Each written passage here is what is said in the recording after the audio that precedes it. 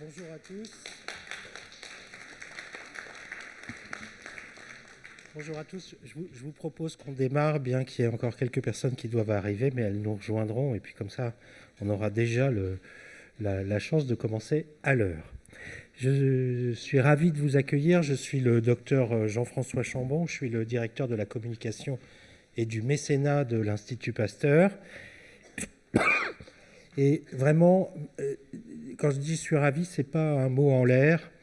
On est vraiment heureux, et au nom de l'Institut Pasteur, de vous recevoir cet après-midi et d'organiser pour la deuxième fois cette grande conférence scientifique annuelle pour les donateurs. Et je vous promets qu'on va tout faire pour que ce rendez-vous se régularise d'année en année. On est vraiment... merci beaucoup pour votre présence, merci beaucoup pour votre générosité. Je dirais juste un mot rapide sur l'importance que cette générosité a pour l'Institut Pasteur. Vous savez que peu ou prou, un tiers du budget de l'Institut Pasteur est le fruit direct de la générosité du public. Ça, c'est quelque chose qui m'émeut toujours parce que finalement, l'Institut Pasteur a été créé grâce à une très grande souscription nationale lancée en 1886, donc il y a un peu plus de 130 ans maintenant, suite aux grandes découvertes de Louis Pasteur en matière de traitement préventif de la rage. Et cette générosité, qui a donc plus de 130 ans, s'est jamais démentie au travers des ans. Vous en êtes les successeurs. Et pour nous, c'est un énorme privilège, c'est un énorme honneur. Et c'est d'autant plus que jamais indispensable pour le développement des activités de recherche de l'Institut Pasteur. Donc, merci beaucoup, et c'est un honneur pour nous de vous accueillir aujourd'hui dans cette belle salle.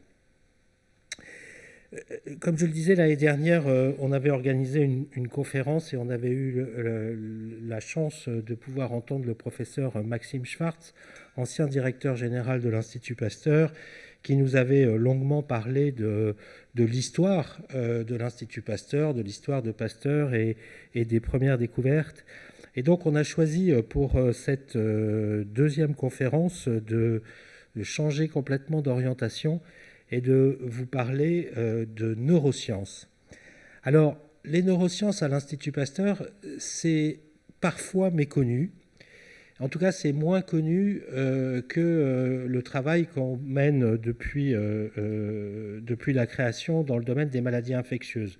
Bien que finalement, les premiers travaux de Pasteur sur la rage portaient déjà sur une infection du cerveau, et que par la suite, des travaux très importants ont été menés, notamment sur la poliomyélite et aussi sur la syphilis, qui sont deux maladies infectieuses qui touchent directement le cerveau. Mais pour rejoindre ce dont on va vous parler aujourd'hui, il faut plutôt se situer dans les années 60. C'est à cette époque-là, suite aux découvertes en biologie moléculaire de Jacob Monod et Wolf, que des travaux ont été menés par le professeur Jean-Pierre Changeux, qui ont conduit à des découvertes très importantes sur le mécanisme de communication entre les terminaisons nerveuses et les muscles, ce qu'on appelle les récepteurs à l'acétylcholine. Et suite à ces travaux et à ces découvertes, encore une fois très importantes, qui datent de tout début des années 60, donc vous voyez, ça fait quand même plus de 60 ans, a été créée la première unité de recherche dans le domaine des neurosciences. Et cette unité s'est développée. Aujourd'hui, il y a une douzaine d'unités qui travaillent dans le domaine des neurosciences. Et il y a un département des neurosciences qui poursuit ses activités. Le cerveau, c'est peut-être, on peut faire une analogie un peu rapide. L'homme a toujours cherché à comprendre et à découvrir. En matière de géographie, ça a été les terres inconnues, puis ça a été les océans, et maintenant c'est l'espace. Et on pourrait très bien dire que le cerveau, c'est la dernière terra incognita des organes du corps humain. Et pourtant, jamais on a eu autant de moyens qu'aujourd'hui de pouvoir espérer mieux savoir, voir comment fonctionne le cerveau, et de ce fait comprendre comment fonctionne le cerveau, et comprendre pour soigner comment fonctionne le cerveau. ou les dysfonctionnements cérébraux. En tout cas, on pense aujourd'hui que l'Institut Pasteur a un rôle important à jouer en matière de neurosciences, et j'en veux pour preuve le fait que le travail dans les neurosciences, la compréhension du fonctionnement du cerveau, le travail sur la connectivité, qui est peut-être à l'origine de tous les dysfonctionnements neurologiques, est le troisième axe scientifique prioritaire du nouveau plan stratégique dont on vous a déjà parlé, dont on vous parle depuis quelques mois maintenant, qui est le plan stratégique qui vient d'être adopté par le Conseil d'administration en décembre dernier pour les 5 ans qui viennent, donc 2019-2023. Et donc pour vous parler de ces découvertes, pour vous parler de ces travaux, pour vous parler de ces espoirs aussi, on a la chance d'avoir avec nous cet après-midi le professeur Pierre-Marie Liédot, qui dirige l'unité Perception et Mémoire et qui a été jusqu'à récemment directeur du département des neurosciences de l'Institut Pasteur. Pierre-Marie, je te donne la parole. Merci beaucoup et bon après-midi.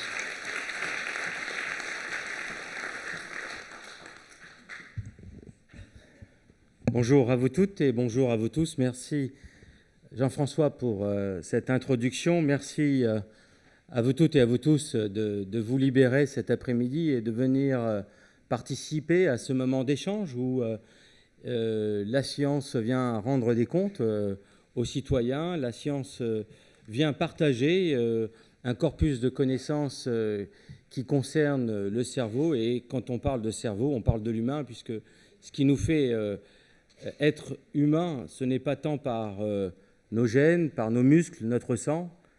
Il n'y a aucune différence quasiment avec les autres animaux. En revanche, le cerveau humain a des propriétés uniques que n'ont pas les autres animaux, que n'ont pas les formes d'intelligence artificielle que vous pouvez voir autour de vous. Et donc, ce que nous faisons ici à l'Institut Pasteur, c'est d'essayer d'avancer dans les frontières de la connaissance en matière de fonctionnement cérébral pour mieux comprendre comment fonctionne cet organe et essentiellement de mieux le réparer. Et comme l'a dit Jean-François dans son introduction, à l'Institut Pasteur, dès lors que l'on s'intéresse au cerveau, on s'inscrit dans cet héritage historique. Comme disait Newton, on se met sur les épaules des géants pour voir un peu plus loin.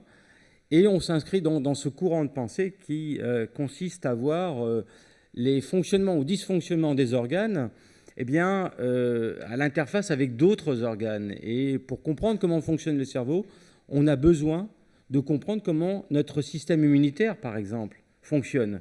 Ce système dont on sait tous qu'il nous permet de nous protéger contre les envahisseurs externes, et nous avons nos collègues ici dans d'autres départements qui peuvent nous apprendre comment ce système immunitaire nous permet de nous protéger contre les pathogènes.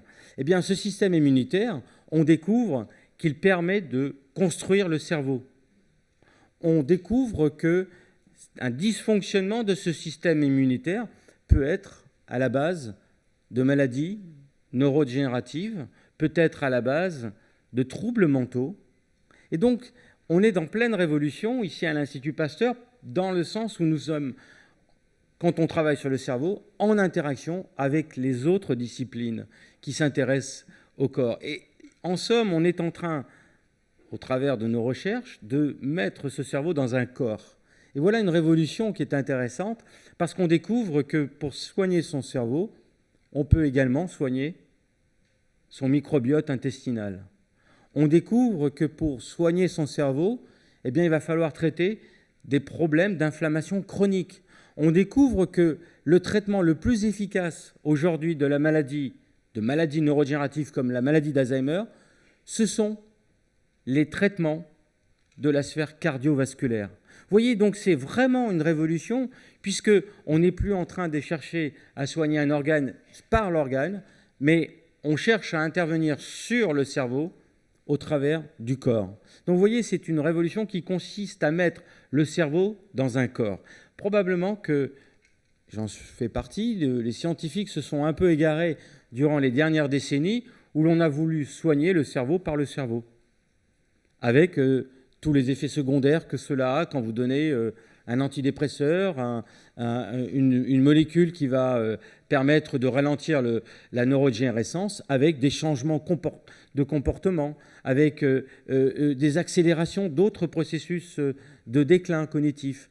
Donc on s'aperçoit aujourd'hui, et c'est la mission que nous avons tous ici à l'Institut Pasteur, de mettre le cerveau dans un corps et de ne jamais oublier que ce cerveau est en interaction avec tous les autres systèmes. D'où l'intérêt d'aller partager un café le matin, non pas dans son département des neurosciences, mais avec des microbiologistes qui nous disent tu sais, dans la saucisse sèche, il y a du lactobacillus.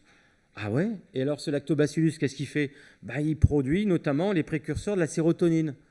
Alors là, vous vous dites, non pas un clin d'œil à Houellebecq et son dernier ouvrage, mais qui dit sérotonine dit Prozac, car le Prozac n'a d'autre fonction que de lever le taux de sérotonine dans le corps.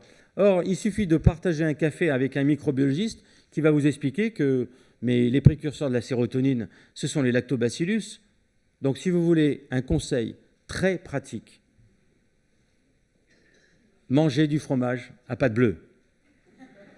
C'est là où on va trouver ces agents qui vont produire les précurseurs de la sérotonine. Vous savez, vous avez certainement entendu parler des prébiotiques, des probiotiques. Les probiotiques sont les éléments donc, qu'on va trouver dans l'intestin. Mais les prébiotiques sont les aliments que nous allons consommer pour eux, pas pour nous, mais pour eux. Et maintenant, on parle de postbiotiques, c'est-à-dire toute une signalétique d'agents moléculaires que ces bactéries produisent pour nous et qui agissent sur notre mental. Vous voyez, donc cette sphère-là, de ce qu'on appelle les postbiotiques, donc produits par ces bactéries, sont en train de nous pousser à changer de point de vue. Et donc je reviens sur cette idée d'une idée holistique, c'est-à-dire un cerveau dans un corps. Ne jamais l'oublier.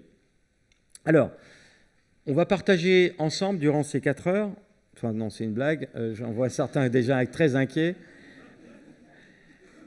On va partager, disons, dans ces 45 minutes, un temps nécessaire pour comprendre comment fonctionne le cerveau, pour que vous puissiez comprendre quels sont aujourd'hui les verrous que nous devons évidemment essayer de lever pour essayer d'entrevoir les stratégies thérapeutiques du futur. Quand je parle du futur, compte tenu de la situation très urgente en matière de maladies neurodégénératives, ce futur ne doit jamais être au-delà de 2 à 3 ans d'un point de vue des défis scientifiques. Vous comprendrez ensuite, je vous montrerai qu'entre une idée, une démonstration de la preuve du concept et l'application thérapeutique, il y a 15 années qui sont des années incompressibles. Ou alors d'accepter de violer quelques règles éthiques. Mais il est donc important, et c'est la raison pour laquelle j'aime pouvoir échanger avec vous, de vous montrer qu'on est parfois dans des croisées de chemins et de prendre des options que nous devrions tous partager, parce que nous devrions ensemble définir ce que nous voulons de l'humain, de ce que nous voulons réparer de l'humain, de ce que nous voulons entrevoir d'un futur souhaitable ensemble. Et vous comprenez qu'il n'y a rien d'autre de plus précieux que de vouloir soigner le cerveau pour définir un futur souhaitable. Donc voilà les enjeux des neurosciences ici à l'Institut Pasteur, non seulement de comprendre le cerveau, de le soigner, mais aussi de définir le futur souhaitable. Car probablement, tout n'est pas souhaitable. Et on verra les enjeux sociétaux tout à l'heure. 4 parties dans cette présentation, pardon. Je ne sais pas pourquoi mon diaporama veut aller très vite. 4 parties, pardon. Est-ce que vous m'entendez bien, même au fond? Très bien. Alors, 4 parties qui vont être un cheminement entre le moment où on va chercher à partager ensemble les connaissances en matière de fonctionnement cérébral.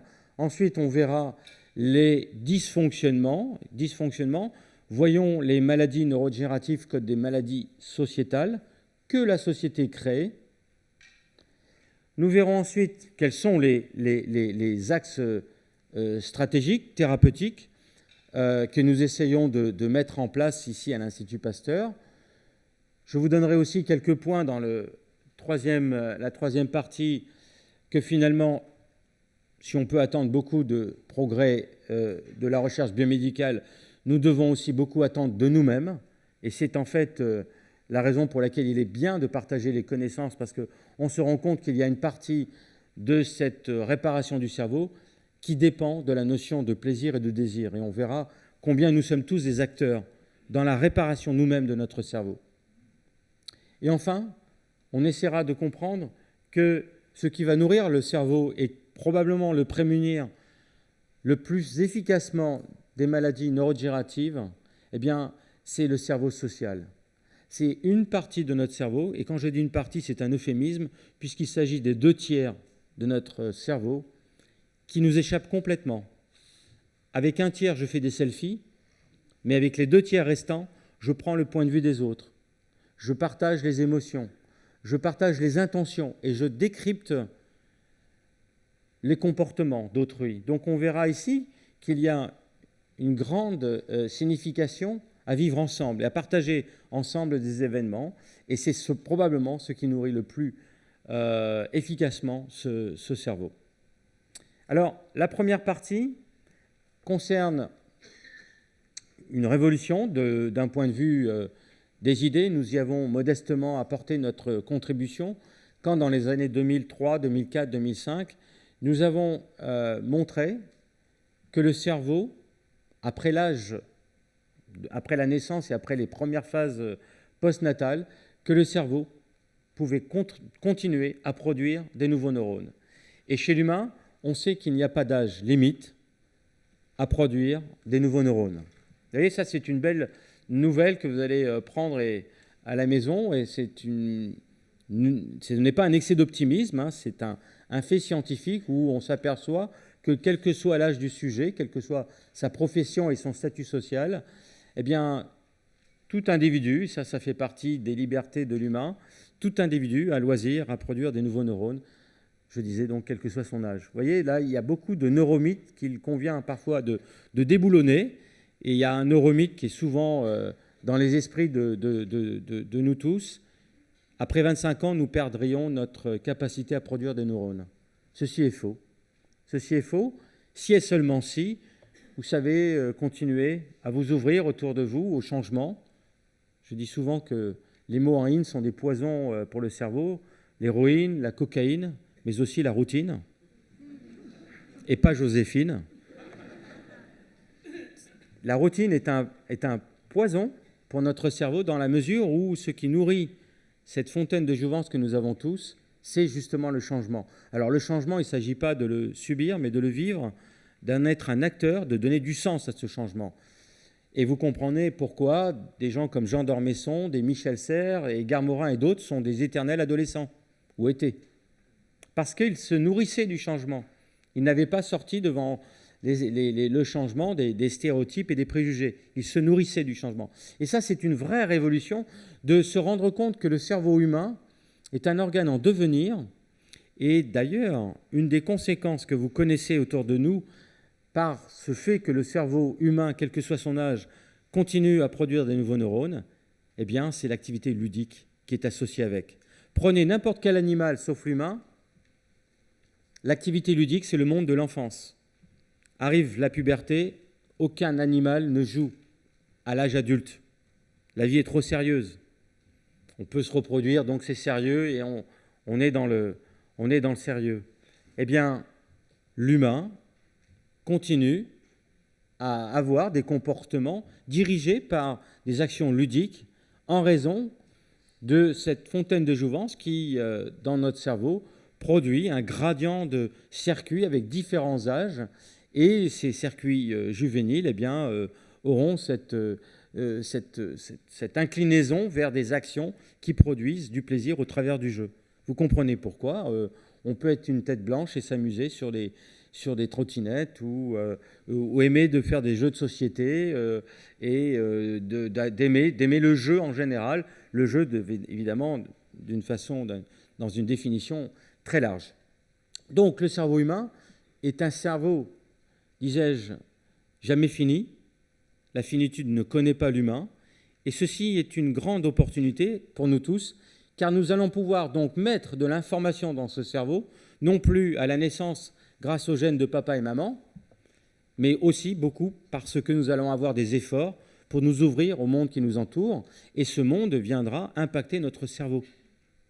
Donc, si vous comprenez ce que je suis en train de vous dire, l'humain, par cette fonction d'un cerveau inachevé, va donner la possibilité d'introduire de l'information dans le cerveau par la transmission sociale et culturelle, plutôt que génétique. Donc, vous avez compris pourquoi, en tant qu'humains, nous sommes tous uniques. Alors que les animaux qui répondent à la construction d'un cerveau par rapport aux gènes sont des clones, selon l'espèce auquel ils appartiennent. Vous voyez donc ici, pour reprendre la phrase de Sartre, nous prenons le chemin des libertés grâce à la capacité que nous avons de façonner notre cerveau en fonction de ce que nous vivons. Alors pendant que je vous parle, je sens des neurones grouiller dans vos cerveaux. Parce que vous vivez quelque chose qui, je le pense, n'est pas tout à fait votre quotidien. Eh bien voilà le genre d'activité, et là je trouve que Pasteur contribue à votre santé mentale en vous invitant de temps en temps à venir vous confronter à des informations qu'on n'a pas l'habitude d'entendre. On est plutôt dans la sinistrose, on est foutu, on n'est pas bon, on vaut rien, etc. etc. Non, on est capable de nous tailler un cerveau sur mesure, et ça, c'est pas négligeable. Donc ça veut dire que les belles images que l'on voit colorisées sur l'organisation de notre cerveau, il faut les oublier. Parce qu'elles nous donnent une idée erronée du cerveau humain qui serait statique. Or, il existe maintenant, et nous y avons contribué, à mettre un thermomètre, au point un thermomètre, qui permet de mesurer le bien-être d'une personne. Comment ? Par la mesure de la dynamique cérébrale. Qu'est-ce que ça veut dire ? Si j'avais mis un scanner à l'entrée de cette pièce, et j'avais fait un scanner de votre image, j'ai l'image à l'instant T de votre cerveau, et si, à la sortie de cette rencontre, on refait une image à l'instant T plus delta T, l'incapacité de superposer ces deux images me dirait que vous êtes en bonne santé mentale. En d'autres termes, c'est parce que le cerveau est informable qu'il est déformable. Ce n'est pas le propre des algorithmes et de l'intelligence artificielle. Vous voyez là une grande différence. L'humain a un cerveau qui est capable de se tailler sur mesure et en plus qui va se nourrir par l'économie de la donnée. Je ne rentre pas dans les détails, mais quand vous avez vu un enfant grandir, vous voyez qu'en 3 ou 4 fois, il est capable d'inventer la gravité. Il tient une cuillère, il vous regarde, il la lâche et elle tombe. Alors il voit qu'en plus, ça déclenche un comportement en face de lui. Vous allez lui redonner la cuillère, vous lui dites arrête, c'est pas bien. Il va la relâcher évidemment 2 minutes plus tard. Et 3 fois et 4 fois, ça suffit. Il a de suite en tête l'image de la gravité. 4 fois, on suffit pour qu'il ait découvert que tout objet lourd, est défini ensuite par des équations mathématiques par Newton, mais tout objet lourd, quand je le lâche, tombe. Et en plus, ça énerve mes parents ou grands-parents. Vous voyez, il fait d'une pierre deux coups, mais il est dans l'économie de la donnée. Vous voyez que le cerveau humain, qui est prompt à prendre de l'information et se déformer, il ne faut pas répéter cette information moult fois. Alors que le propre de l'intelligence artificielle, vous l'avez entendu dans les journaux ou peut-être vu et pratiqué, le propre de l'intelligence artificielle, c'est de fonctionner avec des mégadonnées, ce qu'on appelle le big data. C'est-à-dire que là, on n'est pas dans l'économie de la donnée, il faut un surplus de données pour avoir une sortie comportementale. En d'autres termes, quand on regarde un cerveau, en vertu de ce que je viens de vous dire, qui est en train d'apprendre à conduire, il faut environ 200 heures. Quand on regarde le nombre d'heures qu'il faut introduire dans une banque de données pour qu'une voiture puisse circuler de façon autonome, c'est 2000 à 20 000. Vous voyez l'ordre de grandeur ? Rien à voir. Donc, notre cerveau humain, parce qu'il est déformable quand il est informable, est capable de s'adapter en temps réel et non pas sur des mégadonnées. Ça veut dire que la seule image que vous allez garder de votre cerveau aujourd'hui, c'est plutôt celle de la basilique de Barcelone, la Sagrada Familia. Depuis sa construction, il y a des grues. Eh bien, vous les voyez, ces grues. De grâce, gardez ces grues dans votre tête. Et vous les garderez tant que vous resterez appétant au changement, quand vous saurez que, tiens, il y a des informations que vous entendez autour de vous, elle ne me dit pas grand-chose, je vais chercher à comprendre. Vous voyez, donc c'est l'idée qu'aujourd'hui, peut-être la plus grande menace de l'humanité, et nous travaillons sur ce domaine-là au laboratoire, c'est de savoir que la plus grande menace, c'est le cerveau qui sait, mais qui ne comprend pas. Parce que la différence entre savoir et comprendre, c'est la possibilité d'agir. Donc là, je vous mets dans une dimension où vous allez, à partir d'aujourd'hui, ouvrir les écoutilles, vous gaver d'informations et de temps en temps, fermer les écoutilles pour garder un cerveau qui va être capable de s'adapter au changement. Et quand vous regardez l'histoire de l'humanité, pendant 8 millions d'années, nos ancêtres ont eu un cerveau qui était cantonné à 500 cm3. Je peux vous dire, on n'est pas capable de faire grand-chose avec 500 cm3. Même regarder les matchs de foot en ce moment à la télé en grignotant des chips et boire de la bière, même ça, on n'y arriverait pas, c'est trop compliqué. 500 cm3, c'était adapté à nos ancêtres. Vous voyez, pendant plusieurs millions d'années, leur cerveau, chez Australopithèque, cantonné à 500 cm3, parce que le monde dans lequel ils évoluaient était constant. Température nocturne et diurne, 25 degrés. Vous avez faim, il y a des fruits dans les arbres. De temps en temps, il faut des rations protéinées. OK, on va en trouver puisqu'il y a toujours des cadavres autour de nous. Ça vous dit rien, ça? On a de quoi manger tout le temps quand on veut, sans faire d'efforts, et on vit en maillot de bain parce que la température diurne et nocturne, 25 degrés. All inclusive, Club Med. Avec ça, vous avez besoin d'un cerveau de 500 cm3, pas besoin d'aller plus haut. Mais vous voyez ce que vont nous dire les grands penseurs du XXIe siècle. Ils appellent ça les inventions disruptives. Vous voyez, c'est-à-dire que ce qu'on appelle des points de divergence. Quand on atteint ce point-là, on change complètement la destinée de l'humanité. Bon, j'appelle ça les emmerdes. En point A, il y en a qui s'amusent à bricoler le feu. Ça paraît pas grand-chose. Mais quand on va cuire la nourriture, au minimum, c'est pour quelqu'un d'autre. On crie à table. Relisez Claude Lévi-Strauss dans Le Cuit et le Cru. Il nous explique que l'invention du feu, en A, là, eh bien, c'est déjà une relation à l'autre. Australopithèque et Néandertal, évidemment, ne se souciaient pas des autres. Quand ils avaient abattu une proie, ils se gavaient, et tant qu'ils n'étaient pas gavés, personne ne touchait la proie. Avec le danger de prendre un coup de massue si vous vouliez partager avec lui. À partir de cet événement-là, on commence à prendre soin de l'autre. Je parle de ça parce que vous verrez combien aujourd'hui, dans les thérapies mises en place pour la maladie d'Alzheimer, eh bien, on se rend compte combien cette dimension-là est importante, cette dimension de la relation à l'autre. Je reviens donc sur l'idée que le point A, qui est une invention du feu, c'est en fait, au départ, l'invention du soin à l'autre. Hein, parce qu'on crie à table, on prend un repas à 2, 3, 4 personnes. La religion, quand elle parle de communion à travers du repas, ne reprend que cette idée-là. Vous voyez, du vivre ensemble au travers de la prise du repas. Donc, prendre un repas, c'est se soucier de l'autre. Autre événement disruptif, il y en a qui s'amusent à inventer la marche, la bipédie. Donc là aussi, sur la planète, il y a des groupes en marche. On va se retrouver, alors, quand on est à manger ensemble, on est guère moins on est à peu près une dizaine de personnes. Dans les groupes en marche, quand on regarde les vestiges, on s'aperçoit que les groupes vont être constitués de plusieurs dizaines de personnes qui vont commencer à explorer la planète. La conquête de la planète, la fameuse Terra Incognita, va se faire à ce moment-là avec l'invention de la bipédie. On quitte la corne est de l'Afrique pour connaître le croissant fertile et découvrir la mer. D'autres ne s'arrêtent pas, ils vont aller jusqu'aux Carpates et ils vont découvrir la neige. Je vous rappelle qu'on est en maillot de bain et on vient d'un endroit où il fait 25 degrés, nuit et jour, et puis là, ils découvrent des glaciers et la neige. Et il n'y a pas Amazon pour vous faire livrer une fourrure. Il va falloir l'inventer.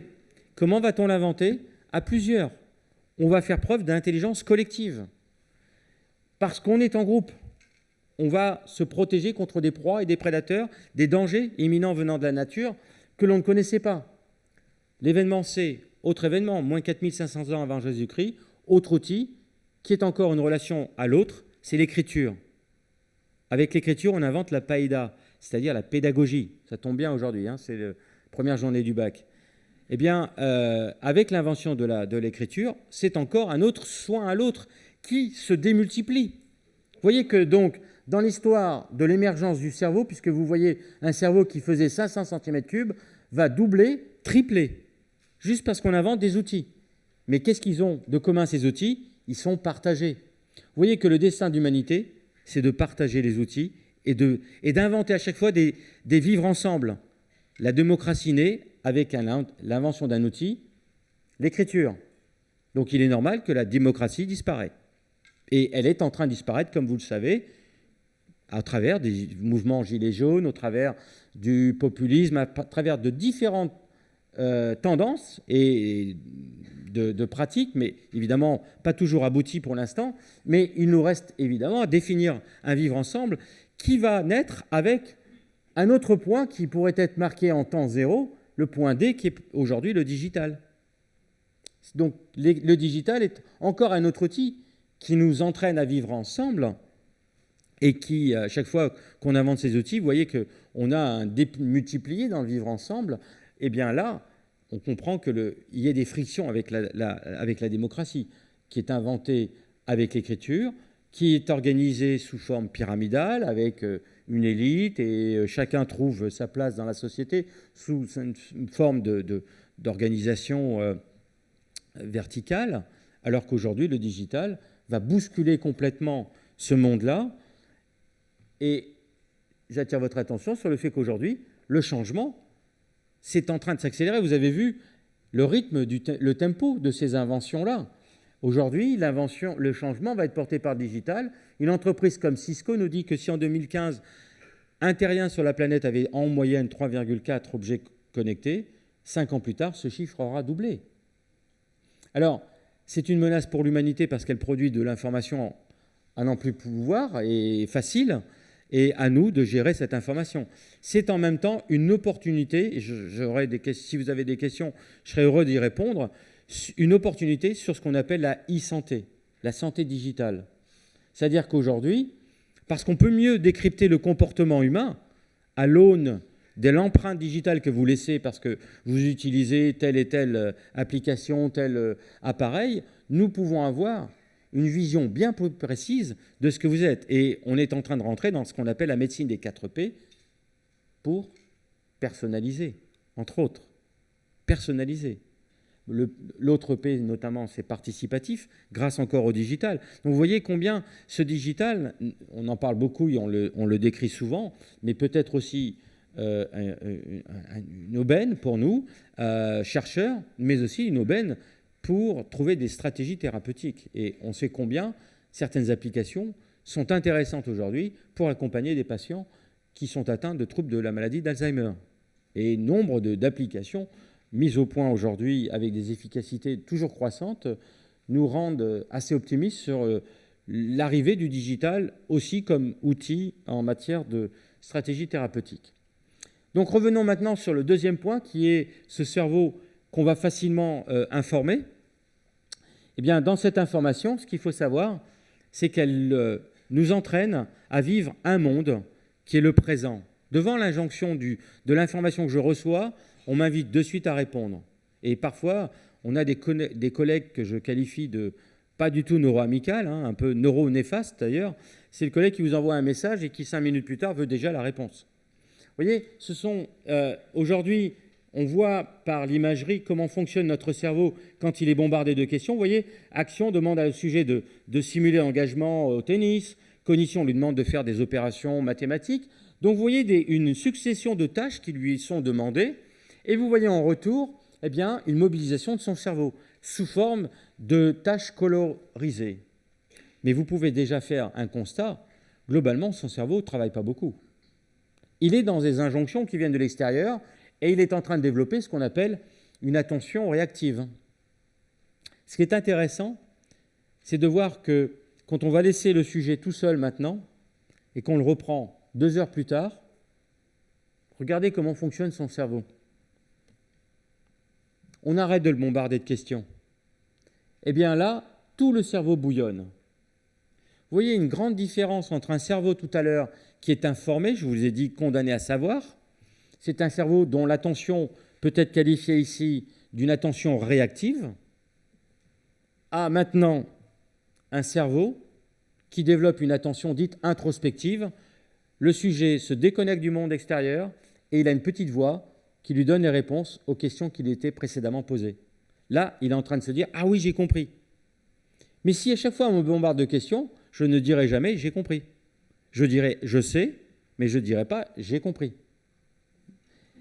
Et malheureusement, c'est un mode d'activité mentale qui est maintenant privilégié, voire dominant chez l'humain. Et c'est une des raisons pour lesquelles je dis que les maladies neurodégénératives sont des maladies que la société produit, parce qu'elle a préféré donner la prédominance dans nos activités mentales à ce genre d'activité-là, plutôt que cette activité-là que je qualifie de vagabondage intellectuel. Je fais enfin ce que je veux avec mon cerveau. Vous voyez ? Et c'est dans ces conditions-là que j'aurai vraiment des pensées innovantes. Comme disait Poincaré, je trouve quand je ne cherche plus. C'est ça qui est intéressant.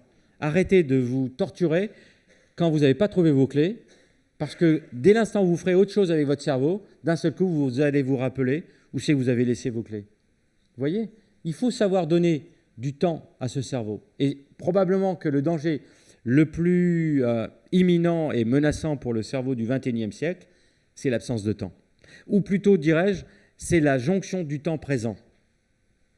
Parce que, on va le comprendre dans ce que je vais vous dire sur la maladie d'Alzheimer, pour que le cerveau soit épanoui et connaisse ce que je pourrais qualifier de bien-être mental, eh bien, c'est 3 temps. Nous avons tous besoin de vivre au quotidien sur 3 présents. Saint Augustin, dans le livre 11 des Confessions, nous disait qu'il existe le présent du passé. Ça, c'est ce qu'on appelle la fonction de la mémoire. Je peux déclencher des actions présentes à l'aune de mon passé, de mes expériences que j'ai retenues. Tiens, j'ai fait des choses qui ne sont pas couronnées de succès, je ne les recommencerai pas. Vous voyez, donc je modifie mes actions présentes à l'aune d'une réverbérance de mes actions passées. Donc le présent du passé existe dans mon cerveau. Le présent du présent, ça c'est le monde des émois, des affects, des émotions, de nos passions. C'est très important. Vous êtes là aujourd'hui en présent, et c'est l'art du présentiel. Eh bien, c'est d'échanger de l'information pour produire des émotions. Mais on a aussi besoin d'un 3e temps, le présent du futur, c'est ce qu'on appelle le désir. Le désir, ce n'est rien moins que la simulation mentale de la récompense à venir. Mais encore faut-il avoir du temps pour simuler mentalement ce que va devenir le futur. C'est-à-dire qu'avec notre cerveau, nous avons une machine qui nous permet de voyager dans le futur. Nous sommes les seuls à le faire. Aucune autre espèce animale n'est capable de ce dispositif-là. Visitez le futur et revenir dans le présent et modifier vos actions présentes à l'aune de ce que vous avez simulé mentalement dans le futur. Alors quand je dis ça, il y a toujours quelqu'un qui a une objection, et c'est bien, en me disant, la dernière fois on m'a dit ça, j'ai regardé un documentaire sur Arte et j'ai vu que les écureuils sont capables de prédire l'hiver. Parce qu'au mois de septembre, ils commencent à mettre des glands de côté. Alors, c'est vrai, ça ils le font, je nie pas l'affaire, mais ce que je peux dire, c'est que si vous prenez cet écureuil et vous le mettez dans un vivarium ou un terrarium, donc un grand espace, mais que vous contrôlez, et vous changez la durée d'éclairage, cet animal qui était au mois de septembre, vous le plongez dans un éclairage de celui du mois de juin, c'est-à-dire à peu près 14 heures d'éclairage. Ben, l'écureuil se met dans une chaise longue, prend un cocktail et il ne travaille plus. Il s'en fiche des glands. Donc il était en train de répondre à l'injonction du temps présent. Il n'était pas en train déjà de simuler le futur. Vous voyez, donc l'humain se qualifie par 3 présents, le passé, le présent et le futur.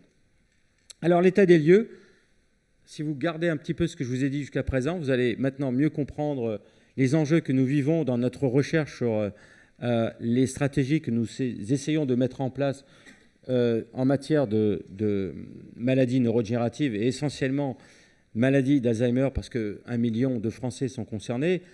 On a à peu près 250 300 000 de Parkinsoniens, donc on n'a pas non plus oublié les Parkinsoniens qui font partie aussi de nos recherches. Mais je ferai ici un éclairage, précisément un focus sur la maladie d'Alzheimer. D'abord, qu'est-ce que la maladie d'Alzheimer ? Parce que, comme beaucoup de pathologies, dès qu'elles font peur, on arrête d'être rationnel. On ne les comprend plus.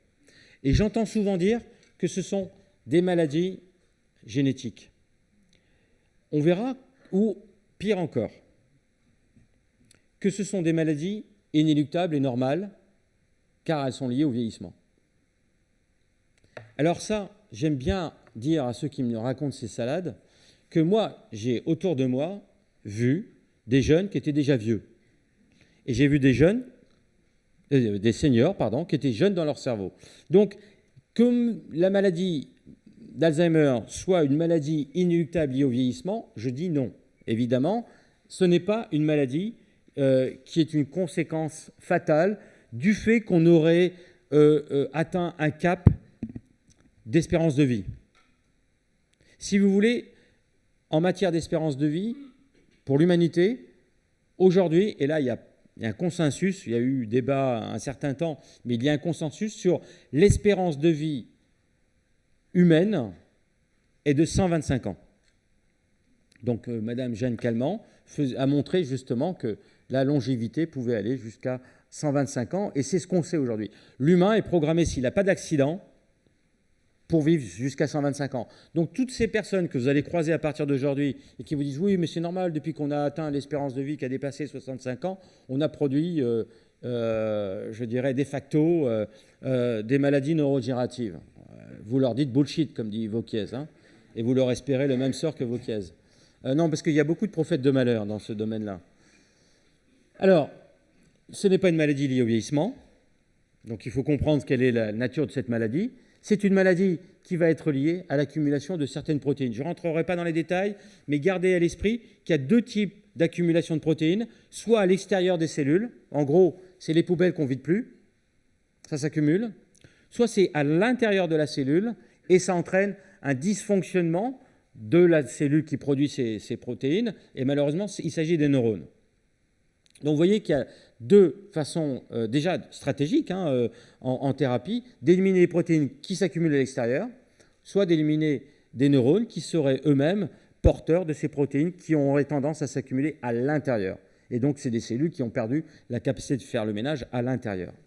Donc ça c'est un premier enjeu. Et puis on décline, quand on regarde les symptômes, trois grandes phases. La phase débutante qui se caractérise par des petits signes, souvent inconscients d'ailleurs, que l'entourage perçoit, avec des troubles de la mémoire dites à court terme.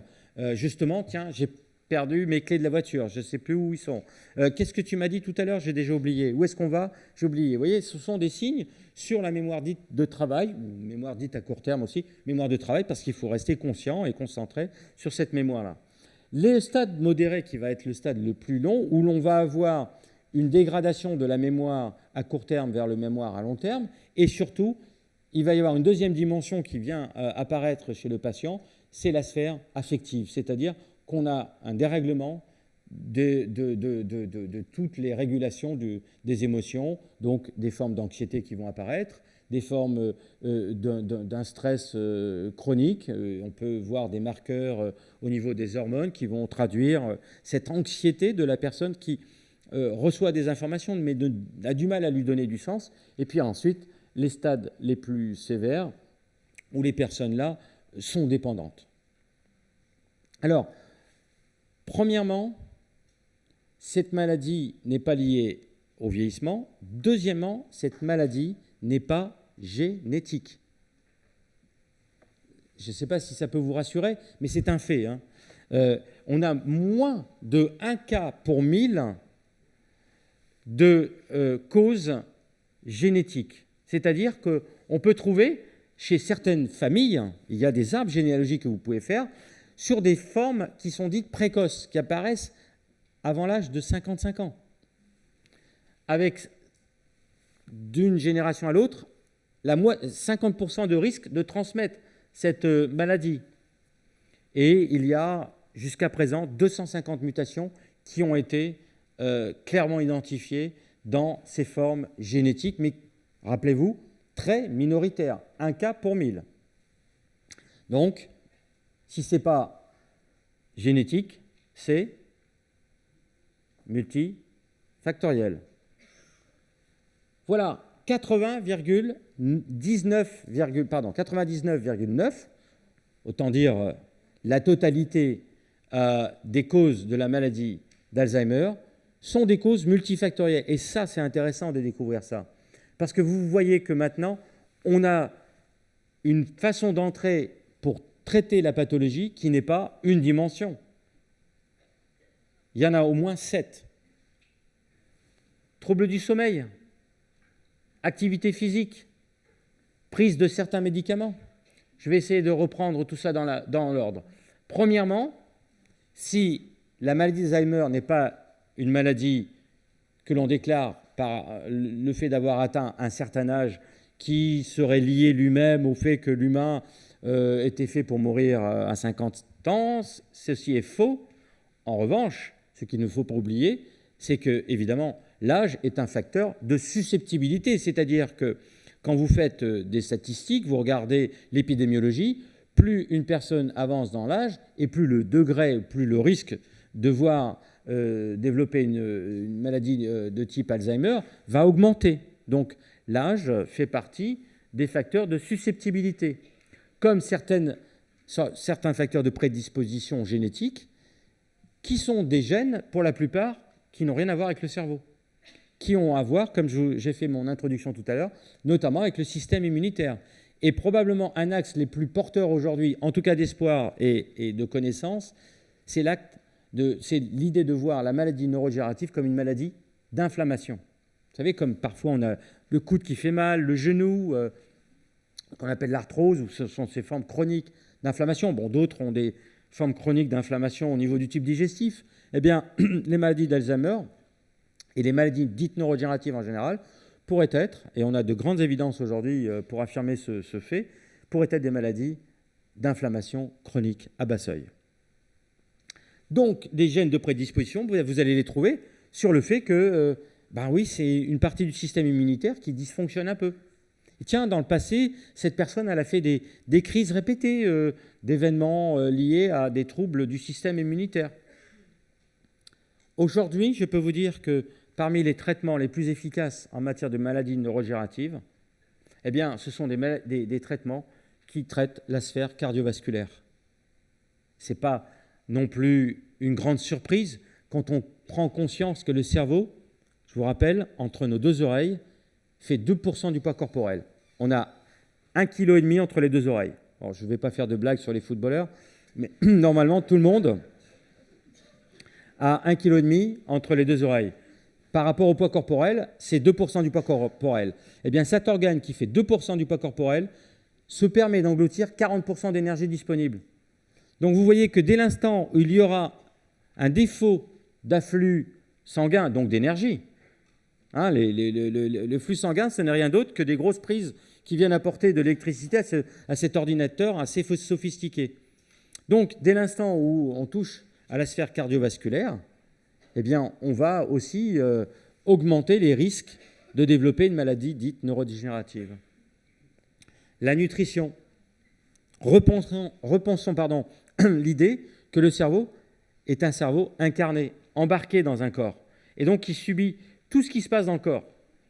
Eh bien, quand vous mangez des aliments riches en sucre et riches en graisse, j'espère pas trop souvent, mais au contraire riches en fibres, vous allez nous... Alors, je vous rappelle que nous ne savons pas digérer les fibres.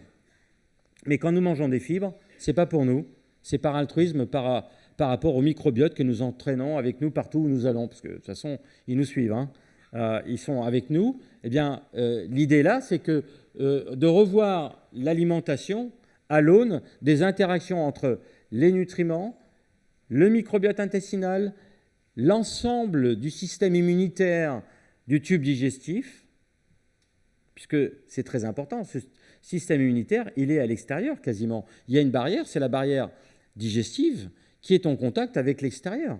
Donc ce système immunitaire, il va être prompt à détecter les intrus, les envahisseurs, et donc il va avoir tendance à s'enflammer très vite. Et cette inflammation peut elle-même porter des messages délétères par un système nerveux périphérique qui va ensuite informer notre cerveau qu'il y a des choses qui se passent, et ce cerveau va malheureusement mal s'adapter. Donc on peut imaginer que les maladies neurodégénératives sont des mal-adaptations. Il y a une adaptation du cerveau, mais qui n'est pas du tout inopiné ou opportun.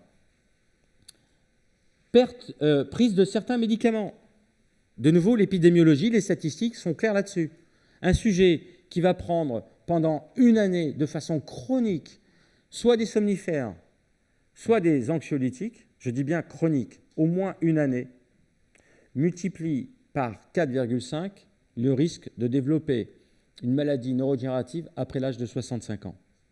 Vous voyez pourquoi parfois on peut voir cette épidémie de maladies neurodégénératives autour de nous comme étant le résultat d'une conduite qui n'a pas été tout à fait opportun ou approprié, né dans les années 70, de l'abus de toutes ces substances qu'on a pris facilement à cette époque-là, parce qu'on a cru que c'était la panacée, que ça allait traiter beaucoup de choses. Donc les anxiolytiques ont été donnés. Bon, la France est le pays qui les a inventés, et donc il les a consommés très rapidement, avec un effet d'aubaine malheureux, du fait de ne pas payer les médicaments, du fait que des médecins généralistes n'ont pas le temps d'écouter vos problèmes, et si vous leur dites « je ne dors pas », ils ne vont pas vous demander pourquoi, mais ils vont vous dire eh ben, « moi j'ai quelque chose pour vous faire dormir ». Donc on traite on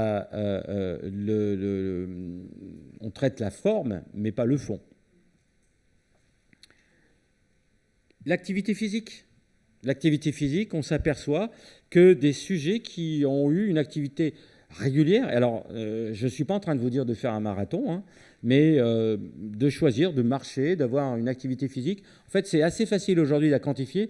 Pour ceux qui portent des bracelets, par exemple, eh bien, c'est d'avoir un rythme cardiaque qui va s'élever de 10% sur environ 40 minutes par jour. On s'aperçoit donc que là, on a des effets protecteurs, des effets bénéfiques. Alors, c'est évident. Comment ça marche ? D'abord, par l'oxygénation. Donc, on revient sur la sphère cardiovasculaire. Et puis, deuxièmement, c'est aussi un effet indirect, parce que quand on a une activité physique, nos muscles qui se contractent libèrent des substances chimiques qu'on appelle trophiques, qui nourrissent le muscle qui est censé être contacté par le nerf, mais ces substances, si vous avez une activité qui dépasse les 10 minutes, alors sont déversées par voie sanguine et vont agir également sur le cerveau. Vous savez, les effets bénéfiques qu'on a de temps en temps quand on est embarqué dans nos problèmes et qu'on va juste marcher et trouver les solutions à nos problèmes, eh bien, vous pouvez dire merci aux muscles à ce moment-là, parce qu'ils déversent dans le sang ces substances-là qui vont inciter notre cerveau à mieux fonctionner. Et enfin, on s'aperçoit, comme facteur aussi, alors on peut le voir comme le verre à moitié vide et le verre à moitié plein, hein, comme facteur de susceptibilité aggravant pour les personnes qui vont avoir des quantités de sommeil inférieures à 5 heures, ou je dirais, eh bien, ici, un effet d'aubaine de savoir que si on dort relativement bien, eh bien, qu'on sera relativement protégé. Et en tout cas, on a un facteur ici de protection lié à la quantité de sommeil. Je ne rentre pas dans les détails, mais dans mon introduction, je vous ai dit que la maladie d'Alzheimer était liée à des défauts d'accumulation de 2 types de protéines. Si vous vous rappelez, je vous ai dit qu'il y avait des protéines qui étaient accumulées à l'extérieur, hein, les poubelles qu'on déverse devant notre porte. Et Veolia ne passe plus.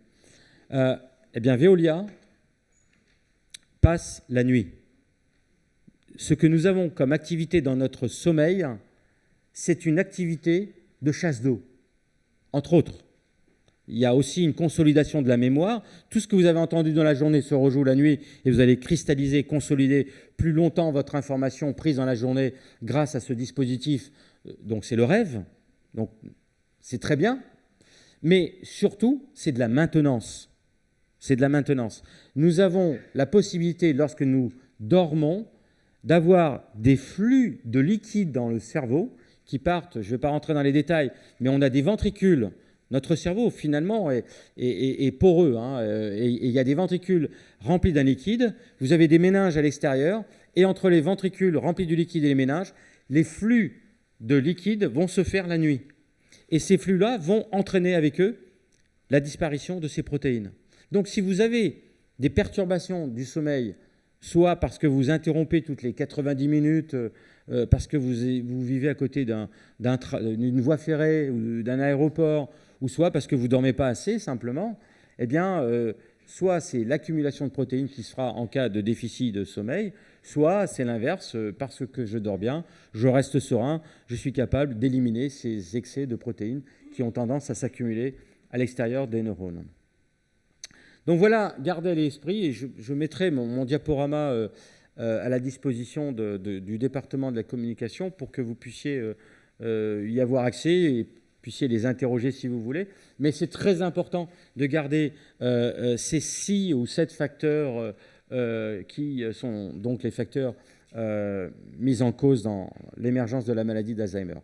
Je ne vous ferai pas l'affront de vous rappeler que la maladie d'Alzheimer a été décrite au début du XXe siècle par Lois Alzheimer. Il y a d'ailleurs une blague souvent qui consiste à dire Il s'appelle comment, Loïs vous voyez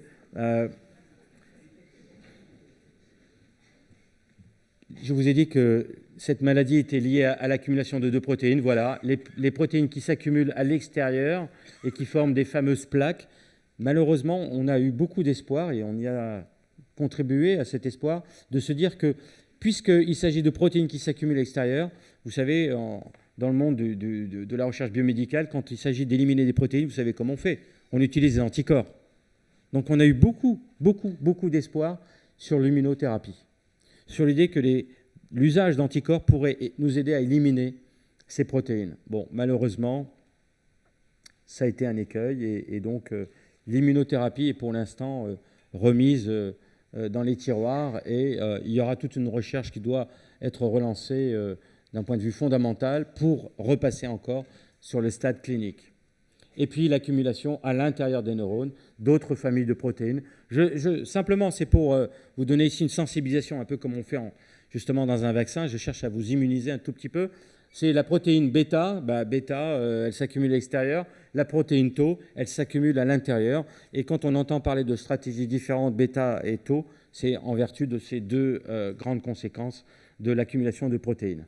Donc, quelles sont les recherches thérapeutiques en matière de maladies d'Alzheimer? Eh bien, rappelez-vous qu'il y a donc ces trois phases, je vous l'ai dit tout à l'heure, la phase qui sont des phases précliniques. Les symptômes sont légers ou quasi inexistants. Et là, les traitements, ils ne peuvent être évidemment que préventifs. Et là, je reprends mes 7 facteurs qui vont agir sur cette phase-là.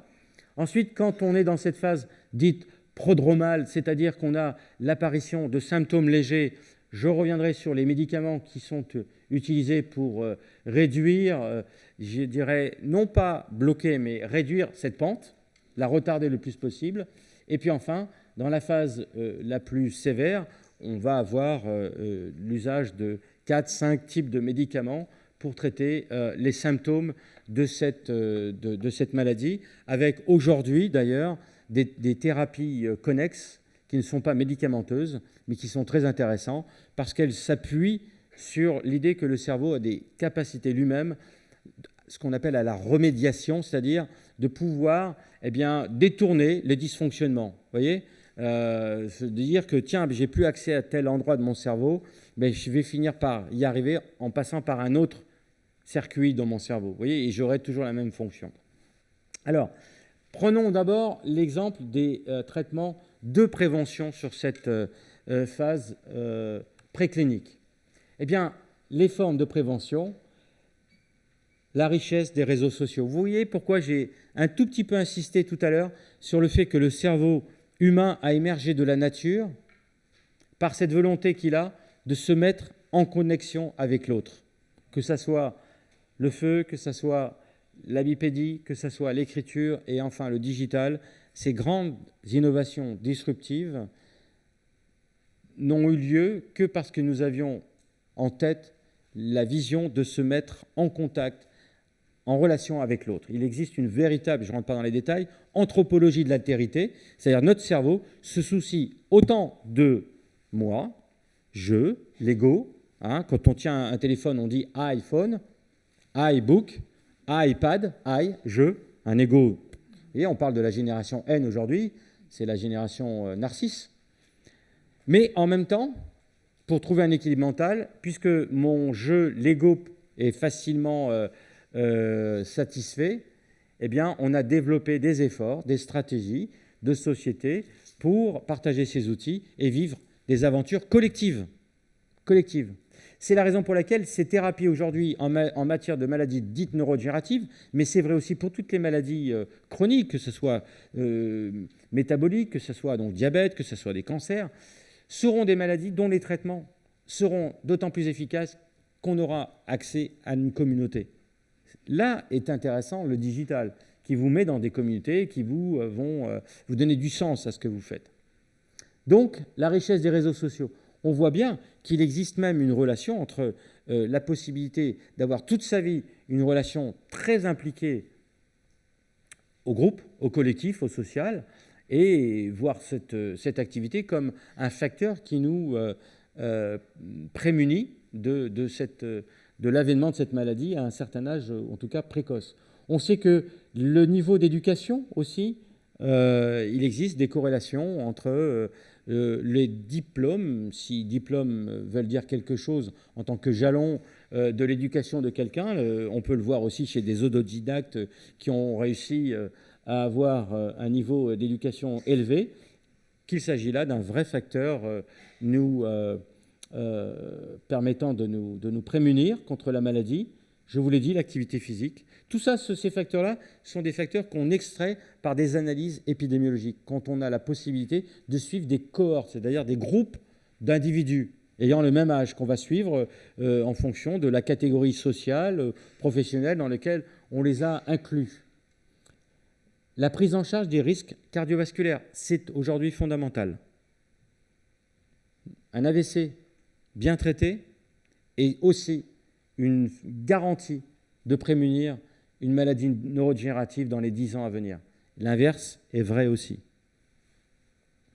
Et enfin, comme je vous l'ai dit, l'adaptation de l'alimentation, c'est la raison pour laquelle vous connaissez ce fameux programme national Nutrition Santé qui nous donne vraiment les clés, les consignes à respecter en matière d'alimentation pour permettre un équilibre mental et nous prémunir contre les maladies neurodégénératives. Dans le domaine, il y a beaucoup de fausses nouvelles, les fake news, les infox. Et évidemment, c'est à nous de trier à chaque fois.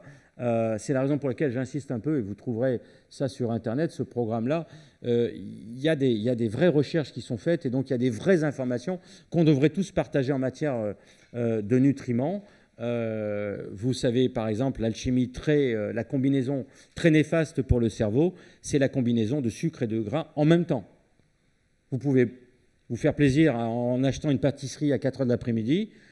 Vous pouvez vous faire plaisir en mangeant du foie gras dans une entrée de temps en temps, mais jamais manger les deux en même temps. C'est-à-dire jamais s'arrêter chez McDonald's. Off record, les actions qui permettent d'éviter l'aggravation de la maladie, on le sait. Alors, les fièvres, pourquoi les fièvres à surveiller? Parce qu'elles peuvent être le témoin d'une inflammation chronique, comme je vous ai indiqué. On sait aujourd'hui que parmi les gestes que la médecine propose quand on est malade et qu'on doit être opéré, eh bien, qu'après une anesthésie générale et après l'âge de 65 ans, quand on fait de l'épidémiologie, on s'aperçoit qu'il existe un certain déclin cognitif. Donc, on diminue d'activité mentale après une anesthésie générale, surtout quand on les répète. C'est la raison pour laquelle, je ne vous invite pas à le faire, mais en tout cas, on a des options, et notamment à Liège, où l'on propose une hypnose à la place d'une anesthésie générale. En tout cas, on se rend compte aujourd'hui que la répétition des anesthésies générales sont des facteurs de susceptibilité. Et les médicaments comme les antibiotiques, je vous l'ai dit, peuvent être aussi des contre-indications, puisque qui dit antibiotique dit appauvrissement de cette diversité de la flore intestinale. Je vous rappelle que nous sommes tous censés héberger 250 espèces de bactéries différentes dans notre intestin. Et que s'il existe une corrélation entre vieillissement en mauvaise santé et l'âge d'un sujet, c'est au travers de la diversité de cet écosystème qui diminue. Donc on vous parle beaucoup de biodiversité autour de nous, mais la biodiversité, celle qu'il faut d'abord respecter, c'est de notre flore intestinale. Voilà, gardez la flore intestinale la plus diverse, et pour cela, posez-vous toujours la question, tiens, qu'est-ce que je n'ai pas mangé depuis 3 semaines? Deuxième phase, le traitement de prévention.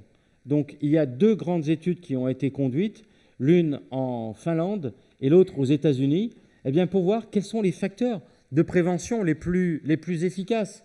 Et là, il y a un programme en Finlande. Alors, c'est assez facile parce que ce sont des petits pays, donc on a une quasi-consanguinité, donc on réduit la variabilité des observables. Eh bien, on s'aperçoit que dans ce programme, quand on contrôle la nutrition, quand on a affaire à des sujets qui sont invités une fois par semaine à avoir des exercices mentaux qui durent à peu près 90 minutes, quand on a en même temps de l'activité sociale et physique, très important, et l'idéal c'est de combiner ça, hein, c'est-à-dire de marcher à plusieurs, comme ça on papote, et qu'on prend soin de contrôler tous les désordres possibles de la sphère cardiovasculaire, eh bien, les résultats montrent qu'il y a une amélioration d'environ 25% de l'incidence, en tout cas réduite, pour des personnes suivies au même âge par rapport à des situations contrôle. Donc, vous voyez ici, c'est l'application de ce que je vous ai dit sur les 7 facteurs. Ce groupe-là, en Finlande, continue à être suivi. On a un autre groupe aux États-Unis qui est en cours, qui s'appelle EXERT, où l'on combine en fait essentiellement l'importance et l'intensité des exercices physiques que l'on doit pratiquer. Et les effets bénéfiques sont déjà quantifiables sur des tests mnésiques. On fait passer des tests de mémoire à ces sujets et on voit leur performance augmenter en fonction de leur assiduité aux salles de gym. Vous voyez ce qu'il vous reste à faire.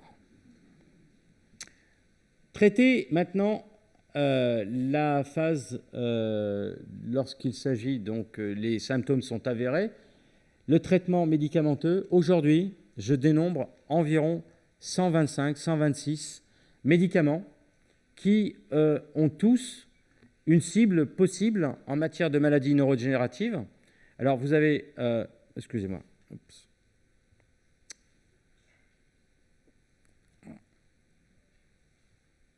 J'ai perdu...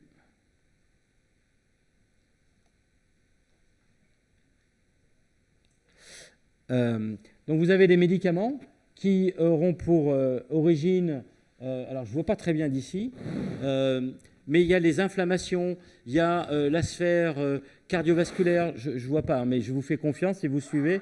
Les points en vert, si je me rappelle bien, on traite les contacts synaptiques, on traite les neurones, on va traiter ici l'inflammation, on va traiter, donc vous voyez toutes les cibles que l'on a, et évidemment, vous voyez que cet éventail des cibles est extrêmement grand, et comme je vous l'ai dit, de ces traitements que l'on essaye de mettre au point, la phase où on est dans une hypothèse de recherche préclinique avec l'autorisation de mise sur le marché, eh bien, il y a ce délai de 15 ans.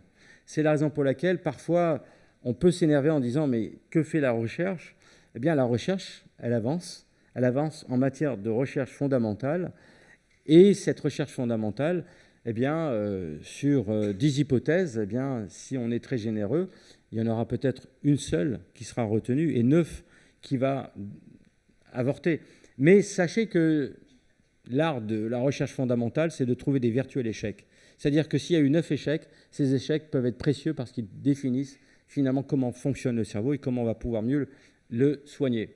Donc voilà, 126 cibles qui sont en train d'être testées. Et maintenant, il existe, là je parle des stratégies thérapeutiques, non encore mises sur le marché, mais on a également, évidemment, des traitements symptomatiques. Et à l'heure où je vous parle, il y a 4 types de traitements symptomatiques que l'on connaisse, avec presque 20 traitements qui sont en cours d'essai clinique. Il y a là, en France, en Europe et dans le monde, différents types de médicaments qui sont mis à l'épreuve. Et la majorité, comme vous le voyez, 19 sur 19 médicaments, 12 de ces médicaments qui sont traités, qui sont utilisés aujourd'hui dans des essais cliniques, visent à ralentir l'agitation du sujet, parce qu'on s'aperçoit, contrairement à ce qu'on pensait, que la maladie d'Alzheimer était une maladie essentiellement liée à la mémoire, mais je dirais pas que, puisqu'il y a aussi toute la sphère affective qui apparaît avec des agitations, avec des anxiétés, avec des troubles de l'humeur. Et c'est la raison pour laquelle, sur les 19 médicaments à venir d'ici les années prochaines, eh bien, la très grande majorité, 12 sur 19, vise à pacifier le patient. Alors, dans le temps qui nous reste, c'est-à-dire à peu près 10 minutes. Ce qui est bien avec Frédéric, c'est qu'à chaque fois que je lui pose cette question, elle a toujours la même réponse. C'est sympa. Ça me fait plaisir parce qu'elle pourrait me mettre la pression, mais elle accepte de me donner 10 minutes à chaque fois.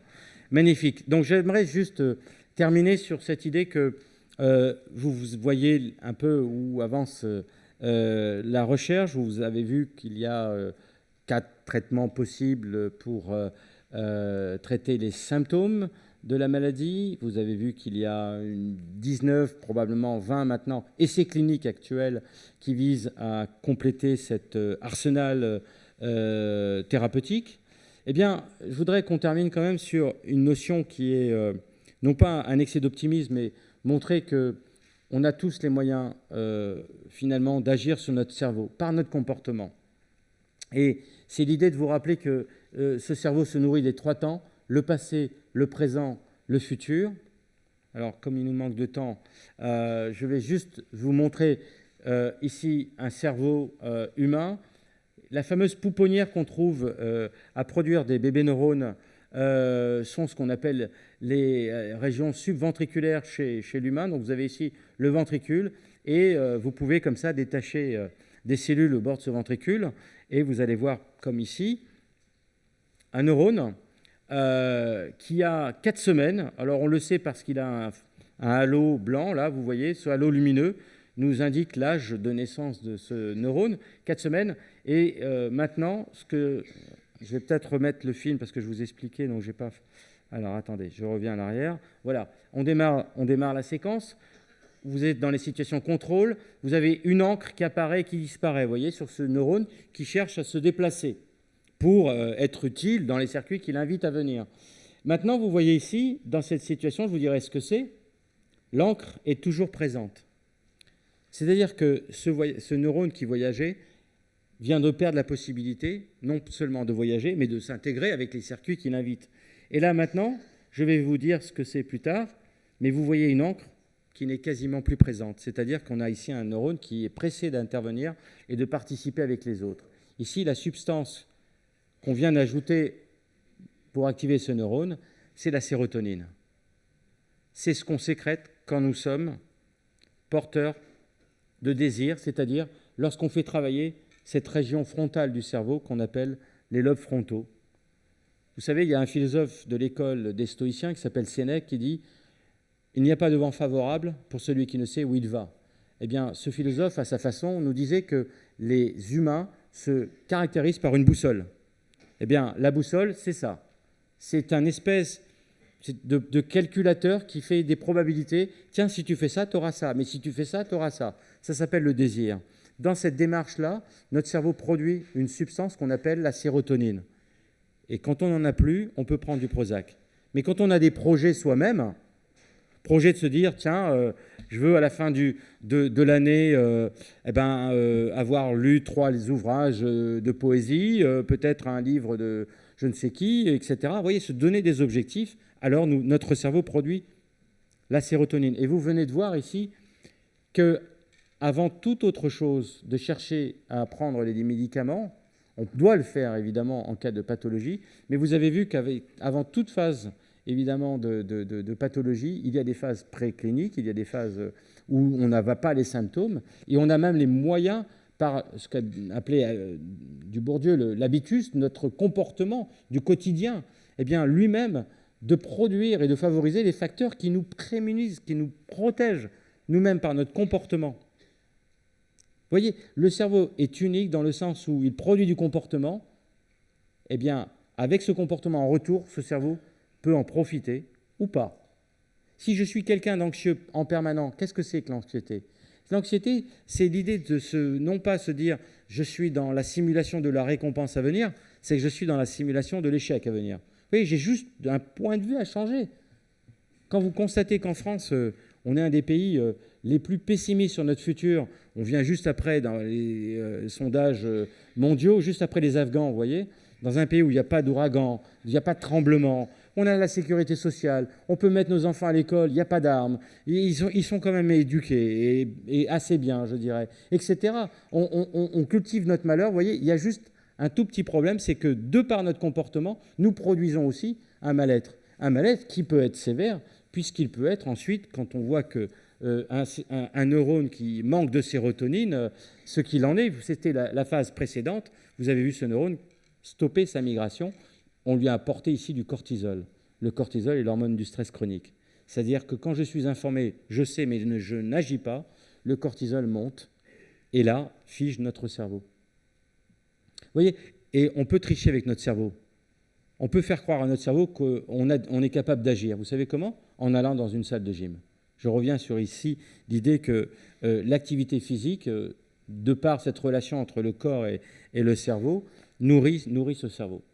Voilà, je ne vais pas abuser de votre patience, mais je voudrais juste terminer sur cette dernière dimension en matière de maladies neurodégénératives, c'est de comprendre que notre cerveau humain, et il est le propre, c'est la définition même du cerveau humain, et d'abord est un cerveau empathique, est un cerveau compassionnel, est un cerveau de relation à l'autre. Aucune autre espèce animale a inventé un dispositif mental qui nous permet de nous glisser dans la peau des autres et de vivre le monde à travers les autres, mais pas nous. Vous voyez ? Regardez, cette droite orange veut que tous les animaux, selon leur poids, voilà le poids des animaux, ils vont avoir un cerveau proportionnel au poids de l'animal. Vous voyez ? Ce qui est normal, puisque le cerveau est censé organiser notre corps. Donc plus mon corps est complexe, plus mon cerveau devra s'adapter au corps. Mais si vous faites le ratio, le rapport, vous verrez qu'il est toujours le même. Alors, vous avez comme des animaux comme l'hippopotame. Quand on use son poids, il s'est fait voler. Il est en droit de réclamer à Dieu ou la nature un peu plus de matière grise. Il s'est fait voler. Je viens de recevoir le scan de Trump. C'est pareil. Alors, vous comprenez pourquoi on va probablement avoir une guerre, nouvelle guerre du pétrole, parce que lui aussi, il s'est fait voler. Mais le point important, c'est qu'il y a des points au-dessus de cette droite. Vous prenez l'humain, là, l'humain, vous voyez ce que la nature, avec un poids médian de 80 kg, la nature avait prévu de nous doter d'un cerveau de 400 grammes. Or, le cerveau humain fait 1,5 kg. 400 grammes, c'est pour gérer mes besoins. Avec 400 grammes de mon cerveau, un tiers, je prends des selfies. Et je me dis ce que je vais manger ce soir. Mais avec le delta là, je prends conscience de l'existence des autres. Je réagis à la souffrance d'autrui. J'anticipe les besoins de l'autre. J'écoute les autres et leur corps parler autant que le mien. Voire plus, puisque c'est un tiers, 400 grammes pour mon ego et 1 kilo pour les autres. Regardez d'ailleurs, quand vous avez un coefficient de 1, c'est que vous avez un cerveau proportionnel au corps. Il n'y a qu'une espèce de primate, c'est J. J, il a un cerveau proportionnel au corps. Ouais, mais regardez la taille du groupe social dans lequel il évolue. 1,2. Ça veut dire que c'est une espèce célibataire. Il vit tout seul. Donc, il a un cerveau de 1, vous voyez ? Et la taille du groupe social 1,2 veut dire que 1, c'est un célibataire endurci, mais 0,2, c'est qu'il va vivre en couple le temps de copuler. Et dès qu'il y a la descendance, il se dit « moi, c'est pas mon problème, je m'en vais ». Donc lui, comme sa journée, il va l'occuper à faire des selfies et à se gaver. Il n'a pas besoin d'un cerveau plus gros que ce que la nature avait prévu. Mais regardez, pour les autres cerveaux, vous avez ici un message très fort, là, je dirais, puisque le cerveau va être 2 fois, 3 fois, 4 fois, 5 fois, en fonction de quels paramètres ? En fonction de la taille du groupe social. Plus le groupe social dans lequel vous évoluez est complexe, plus votre cerveau va être appelé à se développer. Notre cerveau vraiment se nourrit un tout petit peu de nourriture physique, mais beaucoup de nourriture psychique portée par l'altérité. Et ça, c'est très fort. C'est ce qui produit ce genre de comportement. Il y en a un qui met les mains sur la tête, et il y en a 40 000 qui ont les mains sur la tête. Mais vous avez vu qu'il y en a 2 qui n'ont pas les mains sur la tête. Car notre cerveau social, il est prêt à embrasser le point de vue des autres, à condition que les autres sont nos semblables. Ici, le port du maillot aide beaucoup. Ils sont en maillot jaune, ils ne font pas comme les autres. Ce sont les fameux gilets jaunes qu'on trouve dans les ronds-points. Mais ils ont eu raison parce qu'ils ont aussi, à leur façon, évidemment, poussé un comportement d'un président qui n'avait pas justement compris que pour faire évoluer les gens, on doit être inclusif. Si je veux embarquer tout le monde, ben je m'assure que tout le monde est inclus. C'est-à-dire que je leur demande de porter, et je leur donne des maillots rouges. Et à ce moment-là, je les embarque avec moi. Vous voyez, c'est très important. Se comprendre que le cerveau social se nourrit de l'autre, à condition que l'autre est mon alter ego, est mon semblable. Ce que je vous dis là, c'est l'évidence même, mais c'est la programmation de la disparition de l'ENA. Car on ne peut pas accepter l'élite. Mais c'est évident, on n'accepte que l'alter ego. C'est pour ça que je terminerai, hop là, je ne sais plus où j'en suis, sur cette diapositive, pour vous montrer combien, et je reviens sur la maladie d'Alzheimer, combien nous devons, nous, par notre comportement, produire du désir quand les autres n'en ont pas, ou n'en ont plus, car c'est notre responsabilité. En vertu de cette expérience, je demande à des étudiants s'ils veulent un bonbon vert, Haribo vert. Et vous voyez la note qui est attribuée ici, elle est de 5 sur 10. Si le bonbon, comme celui-ci, est montré jaune citron, la note est de 3 sur 10. Donc les étudiants préfèrent un bonbon vert au bonbon jaune. Normal, ils vont tous me dire qu'ils n'aiment pas les bonbons jaunes acidulés. Maintenant, si je leur montre un bonbon vert comme ça, ou un bonbon jaune, avec une main qui veut saisir ce bonbon jaune, vous avez vu la note ici? Elle est de 8 sur 10. Le désir est contagieux. Cette main qui veut saisir ce crocodile jaune m'a donné envie de manger ce crocodile jaune. Vous voyez donc, le comportement que nous avons avec autrui est très important, parce qu'il va même permettre cette contagion du désir et d'aider les personnes qui nous sont chères, à condition que nous nous montrons comme leurs semblables. Eh bien, c'est notre mission-là, et de monter la dopamine ou la sérotonine dans leur cerveau juste parce que nous avons un comportement autour d'eux, qu'on pourrait qualifier d'exemplaire, mais c'est un jugement de valeur, mais juste un comportement adapté à leurs besoins. Voilà, c'est pour ça que je finirai par vous rappeler que l'humain est la quintessence de l'animal social. Certes, certaines espèces animales comme les loups, certains poissons qui vivent en bande, certaines abeilles, pas certaines, toutes les abeilles, vivent en société.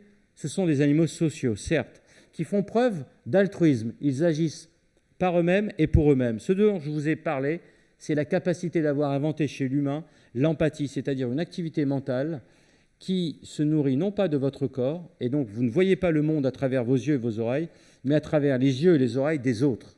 Et vous recevez par médiation interposée l'univers qui vous entoure par des corps humains, à condition que ces sujets-là sont vos semblables. C'est la raison pour laquelle je finirai en vous rappelant ce proverbe perse qui nous dit « Si tu as 2 oreilles et une bouche, c'est pour écouter 2 fois plus que tu ne parles. » Et sur ce, vous avez la parole. Merci beaucoup.